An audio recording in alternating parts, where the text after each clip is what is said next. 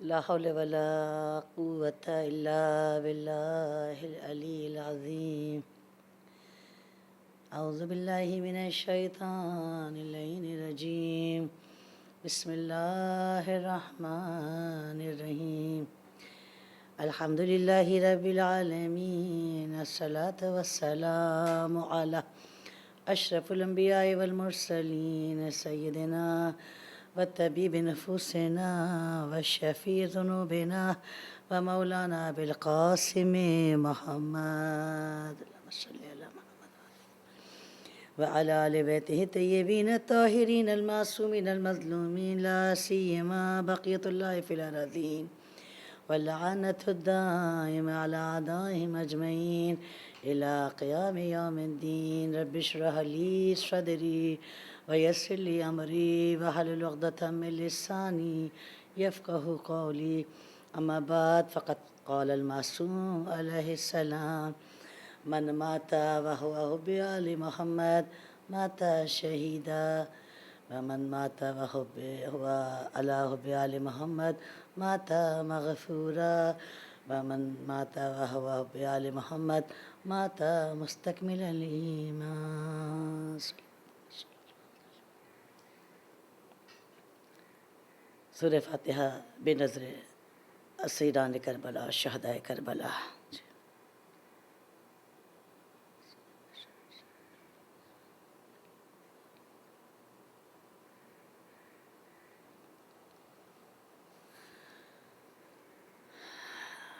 آغاز کلام پروردگار عالم کے نام سے جو تمام جہانوں کا خالق و مالک ہے، کہ جس نے اس کائنات کو تنہا خلق کیا، سجایا سنوارا، اور پھر اس کو صدقہ قرار دے دیا محمد و آل محمد کا. وہ معبود و منعم حقیقی جو شکم مادر میں تصویریں بنانے والا ہے، کہ جو تقدیروں کا لکھنے والا ہے، کہ جس نے ہمارے اور آپ کے مقدر میں حب محمد و آل محمد لکھ دیا. بہت عظیم نعمت پروردگار عالم کی، جس کا جتنا شکر ادا کیا جائے کم ہے. اور تمام تر درود و سلام محمد و آل محمد پر، کہ جو وجہ خلقت کائنات قرار پائے. اللہم صلی علی محمد. عزیزان گرامی، جیسا کہ آپ سب کے ذہنوں میں محفوظ ہے، گفتگو جو ہماری اس سال مجلس میں ہے وہ ہے عشق ولایت کے حوالے سے. 2 مجلسوں میں مختصر سا تعارف کروایا گیا عشق کے حوالے سے، کہ اصل عشق ہے کیا، اور عشق جسے ہم وقت کا ضیاع سمجھتے ہیں، عشق جسے ہم انسان کی شخصیت کی تباہی سمجھتے ہیں، اگر وہی عشق حقیقی میں بدل جائے تو وہ انسان عرش بلندے پر پہنچ جاتا ہے. وہ انسان فرشتوں کے لیے باعث فخر ہو جایا کرتا ہے.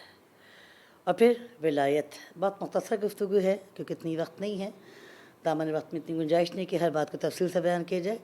کل کی مجلس میں تھوڑا سا ولایت کی طرف اشارہ کیا، کہ اللہ کی ولایت، رسول خدا صلی اللہ علیہ وآلہ وسلم کی ولایت، اور اس کے بعد مولا کائنات کی ولایت کے حوالے سے گفتگو رہی. مختصر سی گفتگو. آج اسی سے اپنی بات کو ہم آگے بڑھاتے ہیں، اس امید کے ساتھ کہ انشاءاللہ ہم سب اس بات کو سمجھنے کی کوشش کریں گے کہ خالی عشق کافی نہیں ہے، خالی ولایت کا اعلان کرنا کافی نہیں ہے، موالی ہونا کافی نہیں ہے، مولائی ہونا کافی نہیں ہے، عاشق ہونا کافی نہیں، بلکہ جب یہ دونوں چیزیں ملتی ہیں تو شیعہ حقیقی انسان بن پاتا ہے. یعنی عشق بھی ہو اور مودت و ولایت کا اقرار بھی ہو، تب ایک مکمل شیعہ، باکردار شیعہ نظر آتا ہے، جو ہم سے آپ سے توقع کی جاتی ہے، ہم سے آپ سے ڈیمانڈ کی جاتی ہے.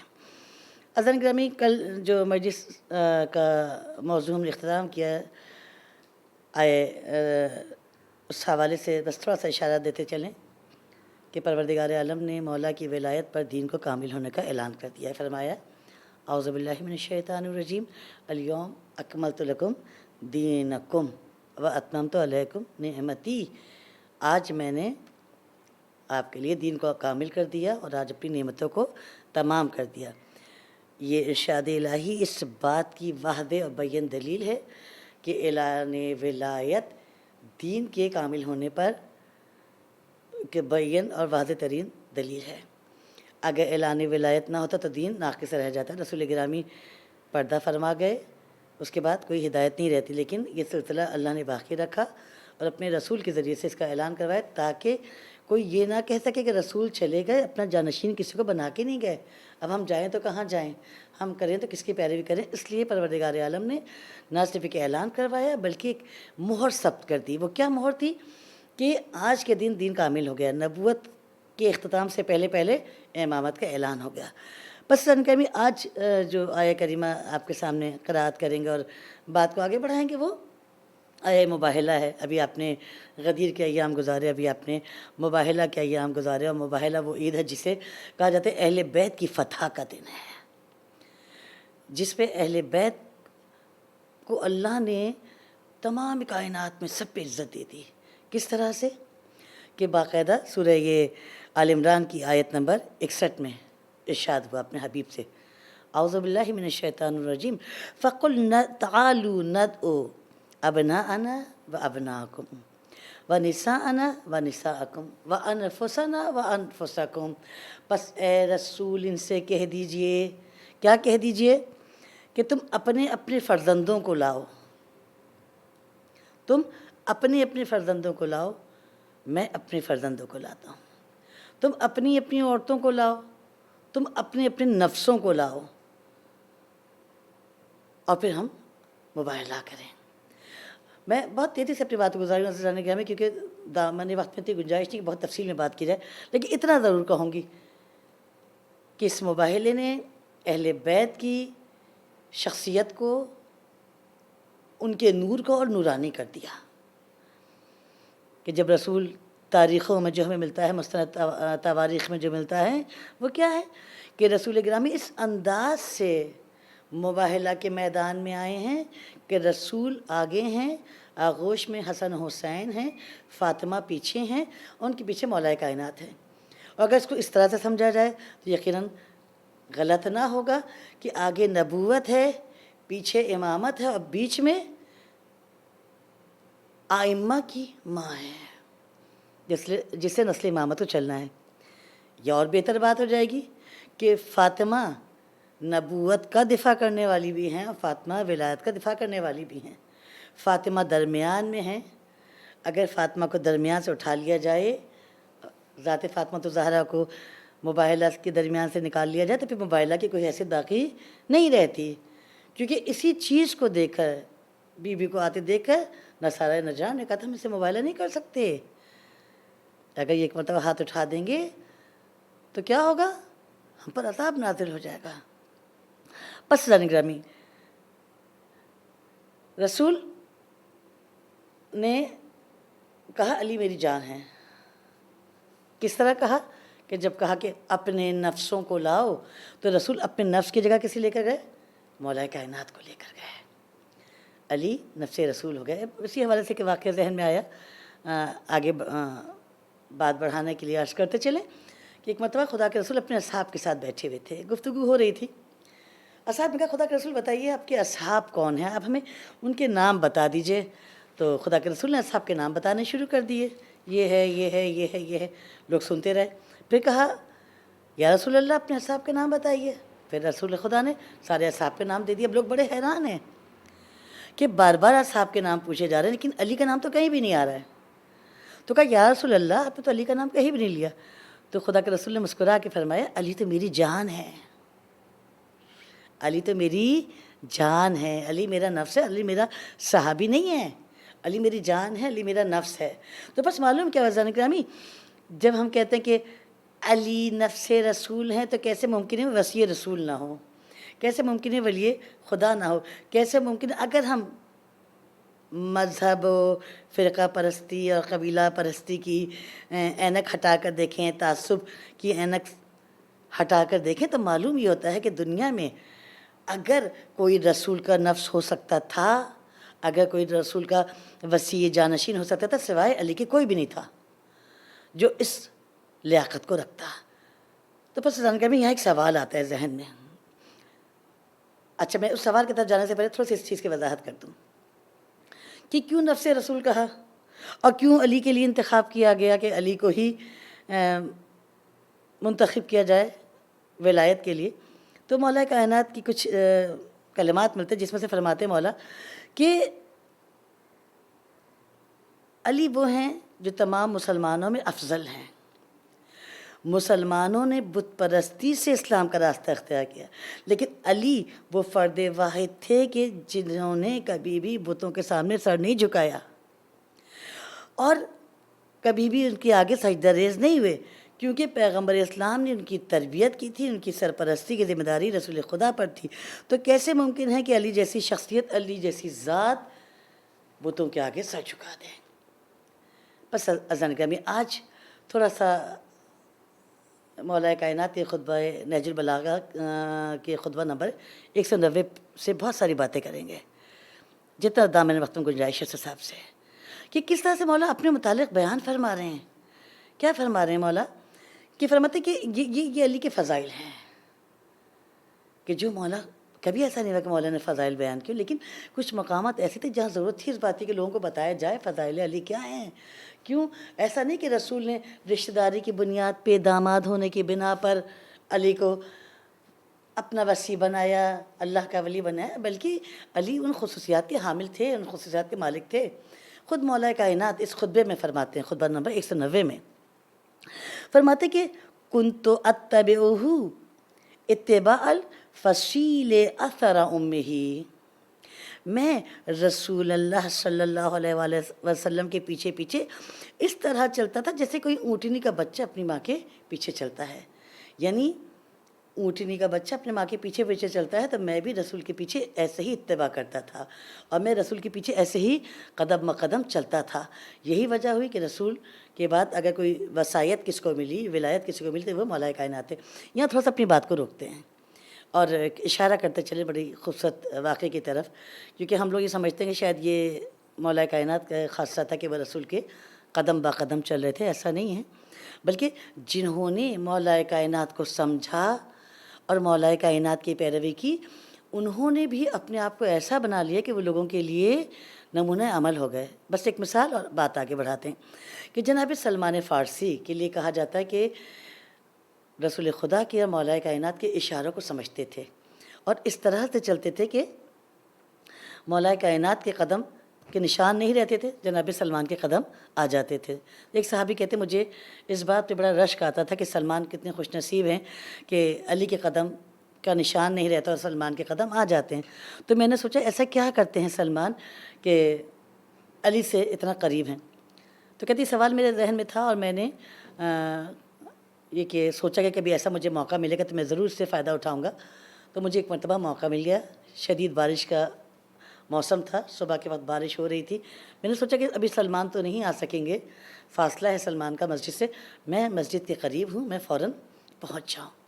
کہتے میں دوڑا دوڑا مسجد میں گیا، جیسے ہی میں نے مسجد کے دروازے پہ قدم رکھا میرے قدم وہیں رک گئے، کیونکہ میں نے دیکھا کہ ایک نالین مولا کی ہے اور ایک نالین سلمان کی ہے۔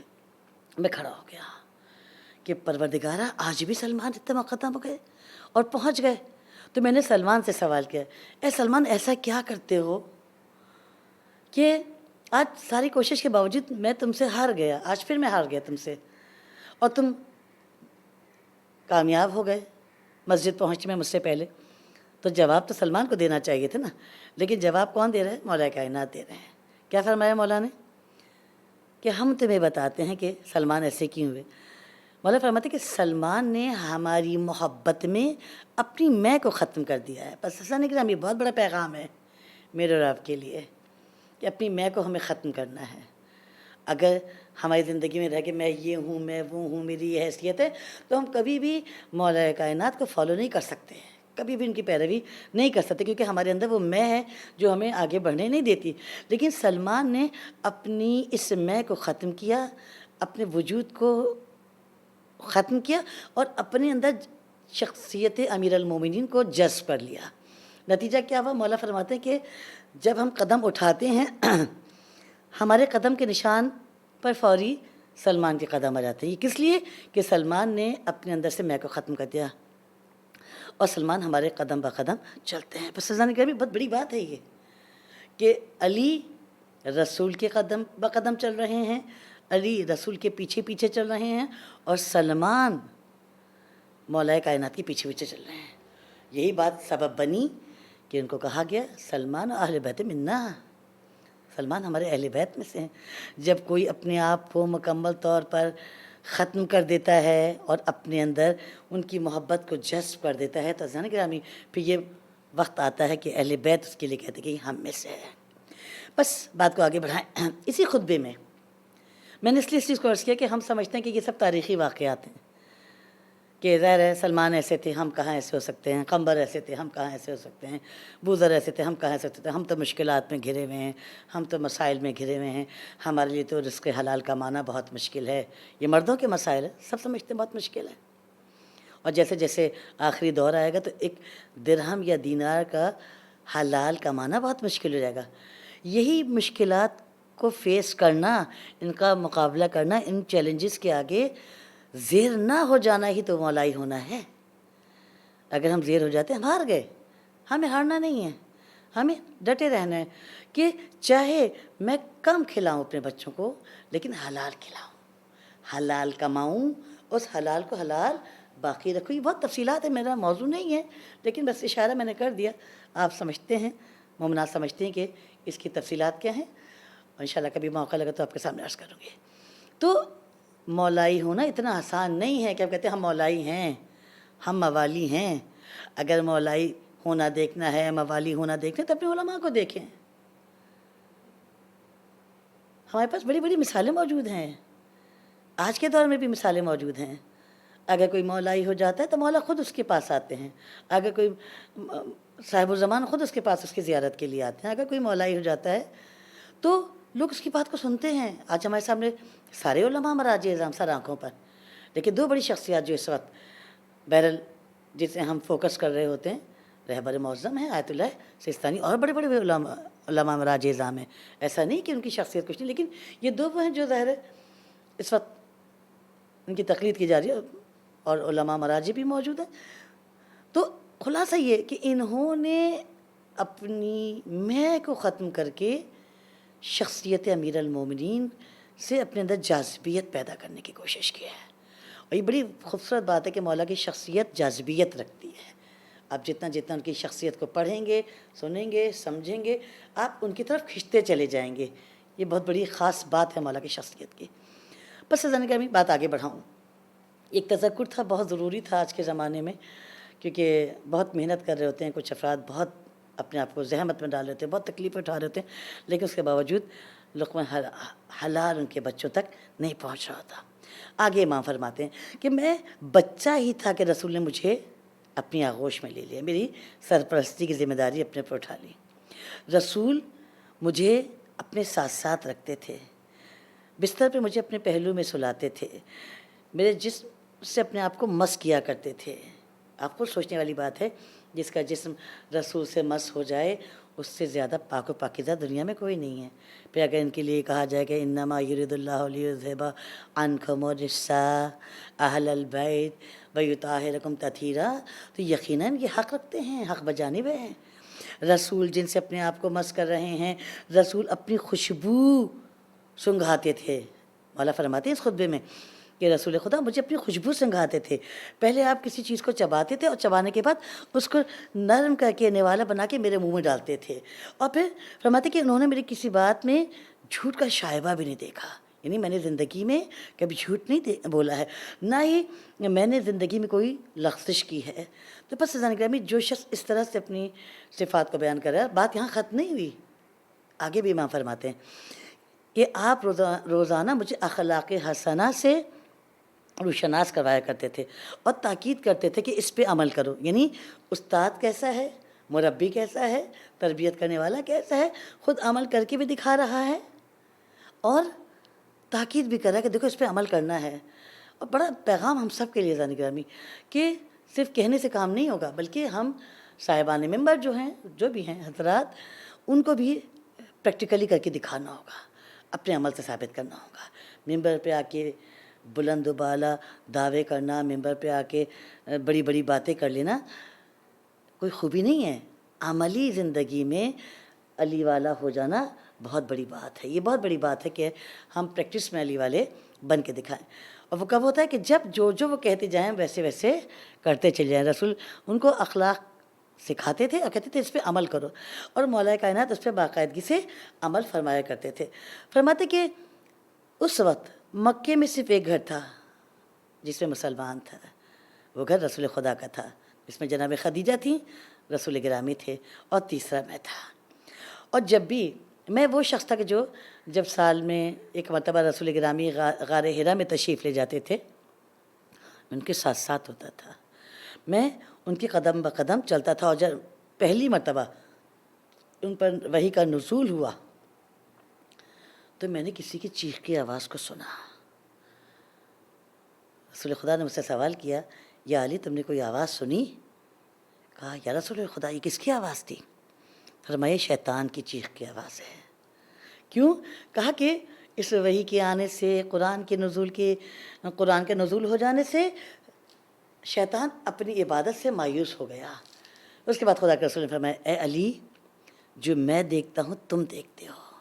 بڑی غور طلب مطالب ہے عزیزان گرامی. مولائی ہونا اتنا آسان نہیں ہے، پہلے ان کو سمجھنا ہے کہ جو میں دیکھتا ہوں وہ تم دیکھتے ہو، جو میں سنتا ہوں وہ تم سے سنتے ہو. بس فرق اتنا ہے کہ لا نبی بعدی، تم میرے جانشین ہو، میرے بعد کوئی نبی نہیں آئے گا. تم ان تمام صفات کے حامل ہو جو ایک نبی میں ہونی چاہیے، لیکن کیونکہ میں خاتم النبیین ہوں، میں ختم المرسلین ہوں، تو میرے بعد کوئی نبی نہیں آئے گا، میرے بعد کوئی پیغمبر نہیں آئے گا. تم تمام صفات پیغمبر رکھنے کے بعد میرے وسیع و جانشین قرار پائے ہو. پھر آگے چل کے فرماتے ہیں کہ یہ تو صرف ایک وحی کے حوالے سے گفتگو کہ جو رسول سنتے تھے وہ علی سنتے تھے، جو رسول دیکھتے تھے وہ علی دیکھا کرتے تھے. لیکن ہم دیکھتے ہیں کہ مولا کائنات ایک مقام پہ فرماتے ہیں اپنے علمی اور فکری شخصیت کے حوالے سے کہ کیونکہ رسول گرامی کی شخصیت کا عکاس تھے مولا کائنات، ان کی عکاسی کرتے تھے. جو رسول تھے وہی مولا کائنات تھے. کیسے ممکن ہے شاگرد استاد کا عکس نہ ہو؟ بس شاگرد بھی تھے اور زیر تربیت بھی رہے. بہت ساری صفات رسول کی مولا کائنات میں تھیں. ہم کبھی بھی علی کو رسول سے نہیں بڑھاتے ہیں، ہماری حیثیت نہیں ہے کہ مولا کائنات کو رسول گرامی پر مقدم کریں. ہم جو صفات امیر المومنین کے لیے بیان کر رہے ہوتے ہیں وہ یقیناً بے طریق اولا رسول خدا کی صفات ہیں کہ جو تربیت نتیجہ دی ہیں. یہ بڑا اچھا پیغام ہم سب کے لیے ہیں کہ اگر ہم کسی کے لیے مربی بننا چاہتے ہیں، اگر ہم کسی کے لیے تربیت کرنے والے بننا چاہتے ہیں تو عزیزان گرامی ہمیں پہلے اپنی تربیت کرنی ہے. جب ہم تربیت شدہ ہو جائیں گے تو ہم اس قابل ہو سکیں گے کسی کی تربیت کر سکیں. اپنی علمی سفر کے لیے کہہ سکتے ہیں یا علمی کمال کے لیے خود مولا کائنات اسی خطبہ نہج البلاغہ میں فرماتے ہیں کہ علمنی رسول اللہ الف باب من العلم، علمنی رسول اللہ الف باب من العلم یفتح لی من کل باب الف باب. رسول خدا نے میرے لیے 1000 دروازے علم کے کھولے اور ان 1000 دروازوں سے 1000 دروازے ان کے کھلتے تھے. یعنی رسول نے مجھے 1000 ابواب کا علم دیا اور ہر 1000 باب میں سے باب کھلتے تھے. بس عزیزان گرامی مولا کائنات کی شخصیت وہ ہے کہ جس کی فضائل کا ادراک شاید سب نہیں رکھتے، اقرار بہت سارے لوگ کرتے. میں 2-4 اہل سنت کی روایت سے بھی آپ کے سامنے عرض کرتے چلوں. بہت معروف روایت ہے کہ جو مولا کے فضائل پر بین اور واضح دلیل ہے. فرماتے ہیں خدا کے رسول انا مدینۃ العلم و علی بابہا، میں علم کا شہر ہوں اور علی اس کا دروازہ ہے. انا باب الحکمت و علی بابہا، میں انا مدینۃ الحکمت و علی بابہا، میں حکمت کا شہر ہوں اور علی اس کا دروازہ ہے. یا فرمایا کہ علی مال حق کے والحق مال علی، علی حق کے ساتھ ہے اور حق علی کے ساتھ ہے. اسی طرح نگرامی ایک مقام پہ رسول خدا نے مولا کائنات سے فرمایا کیا آپ کو یہ بات پسند نہیں کہ میرے نزدیک آپ کا مقام موسیٰ کے نزدیک ہارون کے مقام جیسا ہو.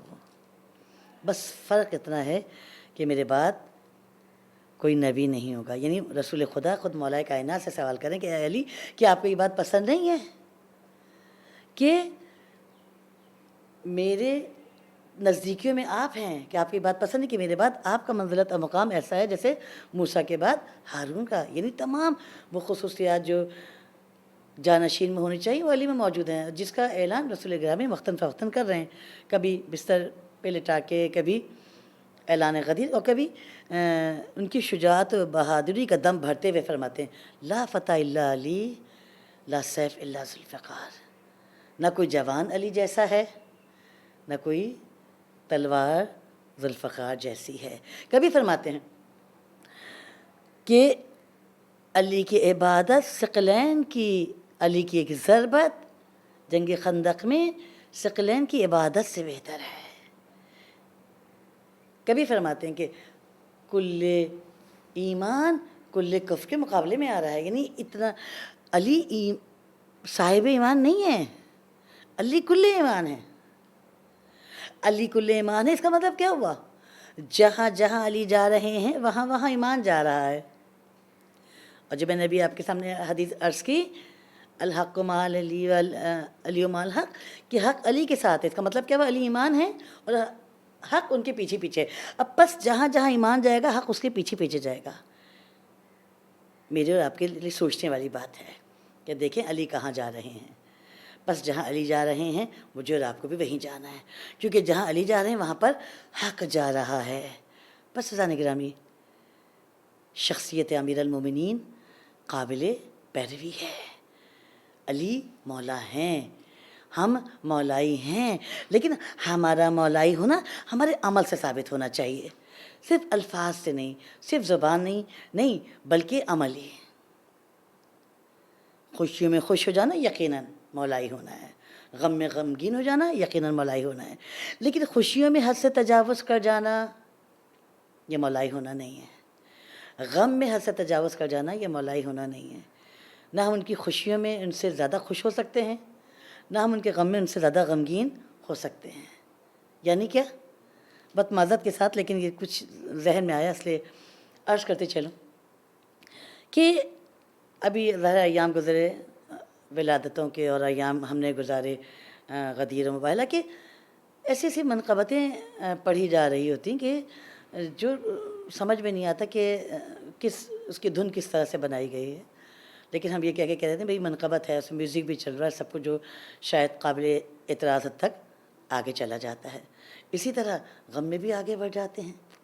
غم میں اتنا آگے بڑھ جاتے ہیں کہ ہمیں خیال ہی نہیں رہتا کہ اگر لباس پہ نجاست لگی ہوئی ہے, اگر لباس پر خون لگا ہوا ہے تو نماز نہیں ہوتی ہے. نجاست کے ساتھ, نجس لباس کے ساتھ نماز نہیں ہوتی ہے. اور اگر ہم نے یہ کہہ دیا کہ ہم نے ماتم کر لیا, لباس پر خون ہے, علی بخشوا دیں گے, تو علی اس کو پہچانیں گے کیسے جو نمازی نہ ہو؟ پہچانیں گے تو بخشوائیں گے نا. بس عزیزان گرامی, ان کی محبت ان کی ولایت کے ساتھ ساتھ ہے, ان کی ولایت ان کی محبت کے ساتھ ساتھ ہے. اور یہ اس لیے کہ علی محبوب رسول خدا ہیں. کہ واقعہ بس, اور آپ کی رحمت کو تمام کروں کہ انس مالک کہتے ہیں کہ ہم انصار کی ڈیوٹی تھی, ذمہ داری تھی کہ ہر روز رسول کی غذا کا انتظام کیا کرتے تھے. تو کہتے کہ ایک دن جناب ام ایمن نے ایک غذا بنائی, پرندہ پکایا, اور کہا یا رسول اللہ یہ میں نے خود پکڑا اور آپ کے لیے پکایا ہے, تناول فرمائیے. کہتے ہیں جیسے رسول خدا کے سامنے یہ غذا رکھی گئی تو رسول خدا نے دعا کی پروردگار اسے بھیج دے جو تیرے نزدیک محبوب ترین ہے, جو تیرے نزدیک محبوب ترین ہے. یہ دعا کی تو کہتے ہیں جیسے دعا کی ویسے دروازے پہ دستک ہوئی, اور جب دستک ہوئی تو انس بن مالک کہتے میں دروازے پہ گیا, میں نے دیکھا علی ہے. میں نے کہا رسول خدا مصروف ہیں. علی واپس چلے گئے. میں واپس آیا کیونکہ میرے دل میں یہ تھا کہ کاش کوئی انصار میں سے آ جائے اور رسول گرامی کے ساتھ غذا تناول کر لیں. کہتے دوسری مرتبہ دروازے پہ دستک ہوئی, پھر میں دروازے پہ گیا, میں نے دیکھا علی ابن ابی طالب ہیں. میں نے پھر جواب دے دیا کہ رسول خدا مصروف ہیں. تیسری مرتبہ جب دروازے پہ دستک ہوئی تو خدا کے رسول نے فرمایا کہ انس جو دروازے پر ہے اسے آنے دو، کیونکہ وہ میرا بھی محبوب ہے، میرے رب کا بھی محبوب ہے۔ کیا بتایا رسول گرامی نے؟ کہ علی کے سوا کوئی محبوب خدا ہو نہیں سکتا، علی کے سوا کوئی محبوب الہی ہو نہیں سکتا۔ ایک روایت کا صرف مفہوم عرض کرتے چلوں کہ فرماتے ہیں کہ یا میں نے خدا کو پہچانا، یا خدا نے مجھے پہچانا، یا علی نے مجھے پہچانا، یا ہم خدا کو علی نے پہچانا یا میں نے پہچانا یا مجھے ان دونوں نے پہچانا۔ صرف مفہوم اس لیے عرض کر رہی ہوں کہ مجھے ابھی ذہن میں یہ بات آئی، عرض کرتی چلوں کہ یہ ایک دوسرے کو پہچانتے ہیں، ایک دوسرے کی محبتوں کو پہچانتے ہیں، ایک دوسرے کی خواہشات کو جانتے ہیں۔ خدا جانتا تھا کہ رسول کے سامنے جب بھی کوئی اچھی غذا آئے گی تو رسول کبھی بھی علی کے بغیر تناول نہیں فرمائیں گے، اس لیے دعا کی پروردگار اسے بھیج دے جو تیرے نزدیک پسندیدہ ہے۔ تو جو رسول کے نزدیک پسندیدہ تھا وہ خدا کے نزدیک بھی پسندیدہ تھا، بس پروردگار عالم نے اسے بھیج دیا جو اللہ کے نزدیک پسندیدہ تھا۔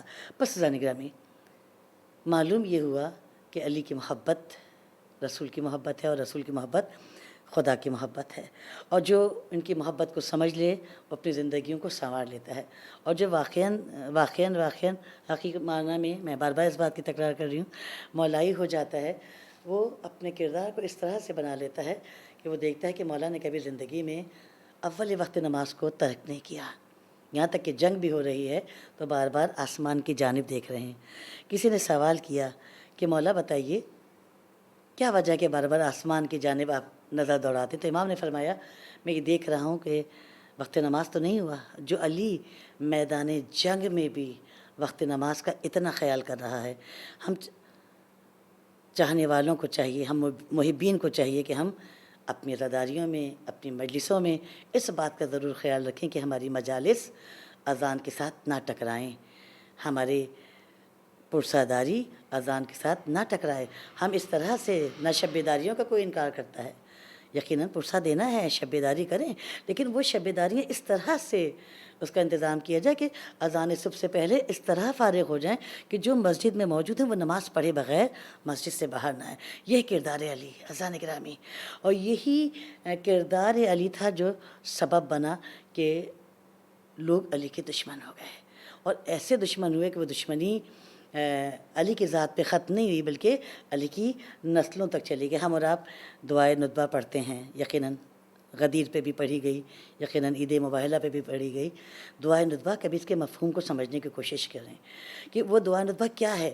وہ دعائے ندبہ جس میں ہم فضائل محمد و آل محمد کو بیان کر رہے ہیں، مصائب محمد و آل محمد کو بیان کر رہے ہیں، اس میں جو سب سے بڑی مصیبت ہے مولا کائنات کی وہ کیا ہے؟ ہم ایک جملہ کہتے ہیں فَقُتِلَ مَنْ قُتِلَ وَسُبِيَ مَنْ سُبِيَ وَأُقْصِيَ مِنْ أُقْصِيَ، کہ مولا آپ کی اولاد کو قتل کیا گیا، آپ کی اولاد کو قید کیا گیا، آپ کی اولاد کو جلا وطن کیا گیا۔ کس جرم میں؟ کہ علی نے ان کے بزرگوں کو قتل کیا تھا، اور یہ دشمنی اس حد تک آگے بڑھ گئی کہ نسل علی میں یہ طے کیا گیا کسی کو نہیں چھوڑنا۔ بس میں نے آپ کی زحمت کو تمام کیا، چھوٹا مختصر سے مصائب، ان دو معصوم بچوں کی تذکرہ کروں گی جو فرزندان مسلم بن عقیل ہیں۔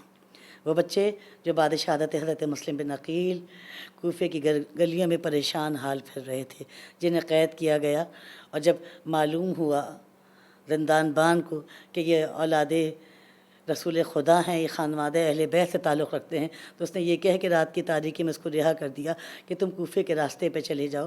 لیکن وہ بچے کیونکہ آشنا نہیں تھے، بھٹکتے بھٹکتے کے مقام پہ پہنچے ہیں، اور دیکھا کہ ایک زن معظمہ کھڑی ہوئی ہے، کسی کا انتظار کر رہی ہے۔ اس نے دیکھا دو ننھے بچے ہیں جو کہ کھڑے ہوئے ہیں، پوچھا کون ہو؟ کہا ہم مسلم کے فرزند ہیں، ہم مسلم کے فرزند ہیں، ہمارا بابا شہید کر دیا گیا، ہم در بدر ہو گئے۔ اس بیوی نے اپنے گھر میں بچوں کو پناہ دی اور ایک حجرے میں لے جا کے انہیں بٹھا دیا، ان کے آگے کھانا رکھ دیا، لیکن وہ بچے کھانا کھانے سے انکاری تھے۔ ایک سکون کا لمحہ ملا چند لمحوں کے لیے، روایت کہتی ہے چند لمحوں کے لیے آنکھ لگی ہے، اور خواب میں دیکھا بابا آئے ہیں اور یہ کہہ رہے ہیں کہ آج میں تمہیں لینے کے لیے آیا ہوں۔ دونوں کی آنکھ کھلی، دونوں نے ایک دوسرے کو سینے سے لگایا، اپنا خواب بیان کیا، گریہ کیا۔ ادھر اس کا شوہر گھر میں داخل ہوا، زوجہ نے کھانا پیش کیا، اس نے کھانے سے انکار کیا، اس کے کانوں میں آواز آ رہی ہے گریہ کی۔ کہا کس کی گریہ کی آواز ہے؟ زوجہ بار بار کہتی رہی کوئی نہیں ہے، لیکن وہ آواز کو سنتے سنتے اس حجرے تک پہنچ گیا جس میں یتیمان مسلم موجود تھے۔ کہا کہ میں صبح سے تمہاری تلاش میں سرگرداں ہوں، لیکن تم کو میں نے اپنے ہی گھر میں پایا ہے۔ سر کے بالوں سے پکڑ کر لے کر فرات کے کنارے آیا، بس میں آپ کی زحمت کو تمام کروں گی۔ فرات کے کنارے آیا تو ایک جملہ ان دونوں بچوں نے کہا، ہمیں اتنی اجازت دے دے کہ ہم 2 رکعت نماز پڑھ لیں اور پھر خدا کی بارگاہ میں پیش ہو جائے۔ بس خلاصہ یہ کہ اس نے دونوں کو شہید کیا اور دونوں کی سروں کو لے کر ابن زیاد کے پاس چلا، دونوں کے جسموں کو نہر فرات میں ڈال دیا۔ یقیناً میرا یہ دل کہتا ہے کہ اس وقت روح فاطمہ آئی ہوگی اور دونوں کو اپنے ہاتھوں میں لے کر یہ کہا ہوگا، اے مسلم کے فرزندو، میں نے تمہارے بابا کے لاشے کو بھی اپنے ہاتھوں میں لیا تھا اور تمہارے سروں کو بھی اپنے دامن میں سمیٹ رہی ہوں۔ الا لعنۃ اللہ القوم الظالمین، سیعلم الذین ظلموا ای منقلب ینقلبون۔ یا اللہ یا اللہ یا اللہ یا اللہ یا اللہ یا اللہ یا اللہ یا اللہ، پروردگارہ بحق محمد و آل محمد اس قلیل سی عبادت کے اپنی بارگاہ میں قبول فرما۔ پروردگارہ ان آنسوؤں کو قلب اہل بیت کی تسکین کا سبب بنا دے۔ دنیا میں جہاں کہیں بھی مومنین مسلمین پریشان حال ہیں، سب کی پریشانیوں کو دور فرما۔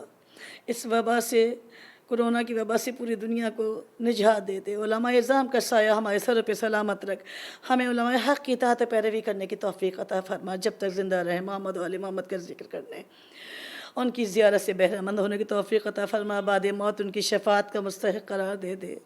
پروردگارہ صاحب الزمان کے ظہور میں تعجیل فرما، ہم امام کے انصار و اصحاب میں شامل فرما۔ اللہم تقبل منا انکا انت السمیع العلیم برحمتک یا ارحم الراحمین۔